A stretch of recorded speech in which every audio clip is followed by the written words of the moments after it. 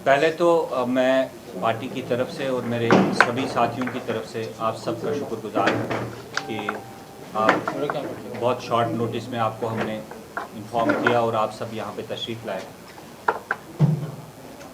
आज जो इस प्रेस कॉन्फ्रेंस का मुद्दा है वो इस वक्त जम्मू कश्मीर के जो हालात बने हैं और उसके साथ साथ हमारे मीडिया के दोस्तों में और पार्टी के वर्करान में और आम लोगों में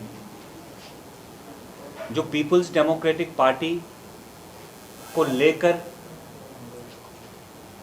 कुछ धाराएं इस वक्त कुछ शक पैदा किए जा रहे हैं, उस सिलसिले में आपसे बात करने का आज मौका है। देखिए, बात यह है कि पीपल्स डेमोक्रेटिक पार्टी जब 1999 में बनी तो मुफ्ती मोहम्मद सईद साहब उस वक़्त कांग्रेस पार्टी का एक बहुत बड़ा हिस्सा थे, एक बहुत कंफर्टेबल प्लेस पे डिसीजन मेकिंग अथॉरिटी उनके पास थी।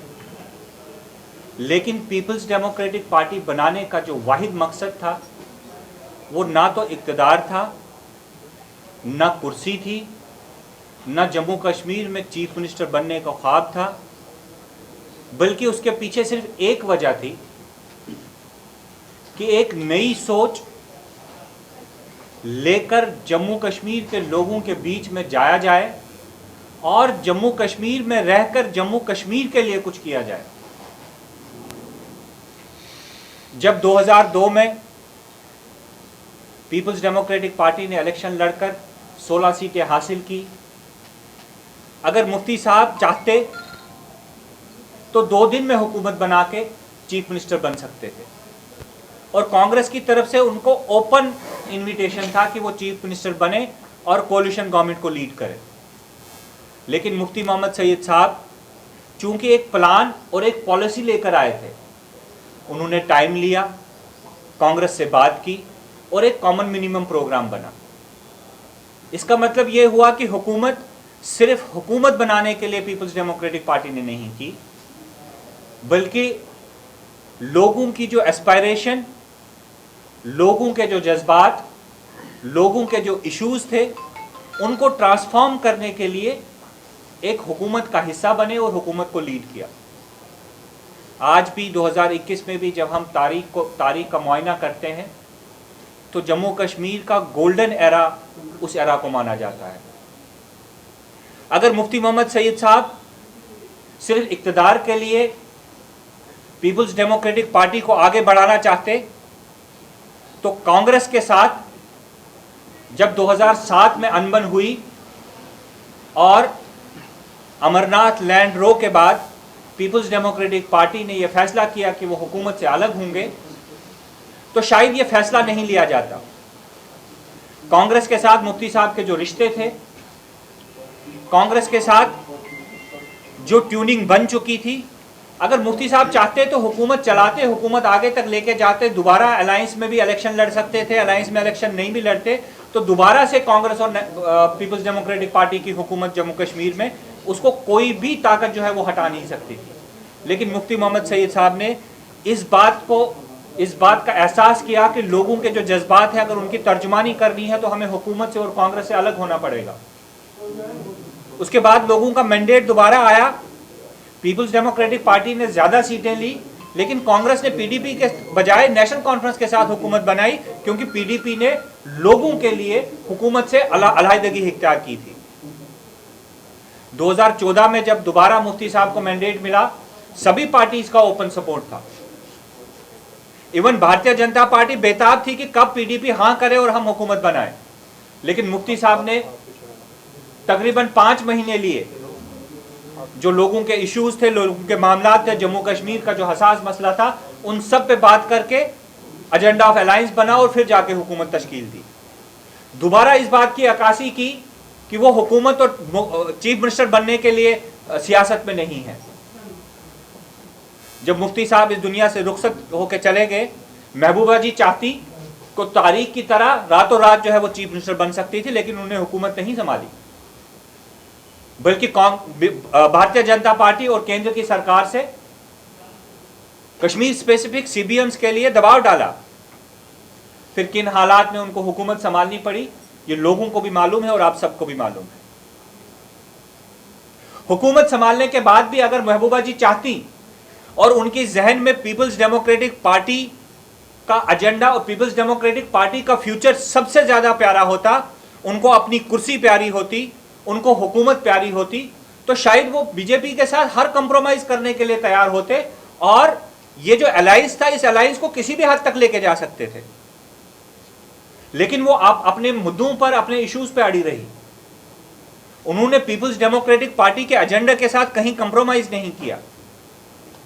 उन्होंने लोगों के और जम्मू कश्मीर के इश्यूज के साथ कहीं कंप्रोमाइज नहीं किया और यही वजह थी कि भारतीय जनता पार्टी को इस हुकूमत से अलहदगी इख्तियार करके भागना पड़ा। ये बातें मैं सिर्फ इसलिए दोहरा रहा हूं क्योंकि मैं आपको यकीन दहानी दिलाना चाहता हूं कि पीपल्स डेमोक्रेटिक पार्टी का जो बेसिक एजेंडा है वो कभी भी हुकूमत बनाना नहीं है। बाकी जमातों का हो सकता है, हर पॉलिटिकल ऑर्गेनाइजेशन का बेसिक एजेंडा शायद हुकूमत बनाना ही होता है, लेकिन हमने हुकूमत के लिए कभी सियासत नहीं की। महबूबा जी या उनके वालिद ने कभी हुकूमत के लिए या मुख्यमंत्री की कुर्सी के लिए सियासत नहीं की। आज जब 4 अगस्त 2019 के बाद से 2021 मार्च तक में हम पीछे देखते हैं तो पीपल्स डेमोक्रेटिक पार्टी ने नुकसान उठाया है। हमने अपने बहुत अजीज, बहुत कदावर लीडर खोए हैं। हमें साजिशों का शिकार बनाया जा रहा है। लेकिन जब यह सब हो रहा था, पीपल्स डेमोक्रेटिक पार्टी के पास माजी की तरह दोबारा एक अपॉर्चुनिटी थी कि वो फैसला करें,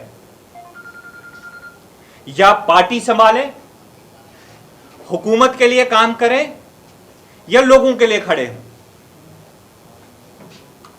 लेकिन पीपल्स डेमोक्रेटिक पार्टी ने और महबूबा जी ने यह फैसला किया कि हमें हुकूमत नहीं करनी, हमें सियासत बराए सियासत नहीं करनी, बल्कि हम लोगों के जो सही मकासद हैं, लोगों की जो सही एस्पायरेशंस हैं, हम उनके लिए खड़े होंगे।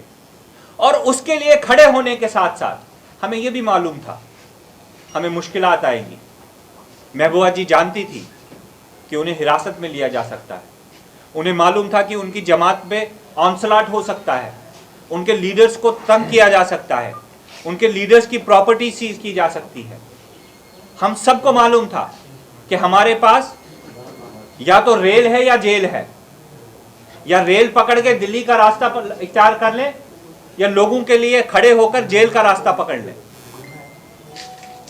वो एक कॉन्शियस डिसीजन था सभी लीडरान का, सभी वर्करान का। पीपल्स डेमोक्रेटिक पार्टी लीडरान के कहने पे नहीं चलती, वर्करान के कहने पे चलती। शायद यही वजह है कि आज अगर हमारे लीडरान हमसे अलग भी हो गए हैं, हमारा वर्कर आज भी वहीं खड़ा है। और ये वो वर्कर है जिसने हमेशा जुल्म और ज्यादती के खिलाफ आवाज उठाई है, जिसने हमेशा लोगों के लिए, लोगों के जज्बात को उभारने के लिए अपने आप को खत्म किया है।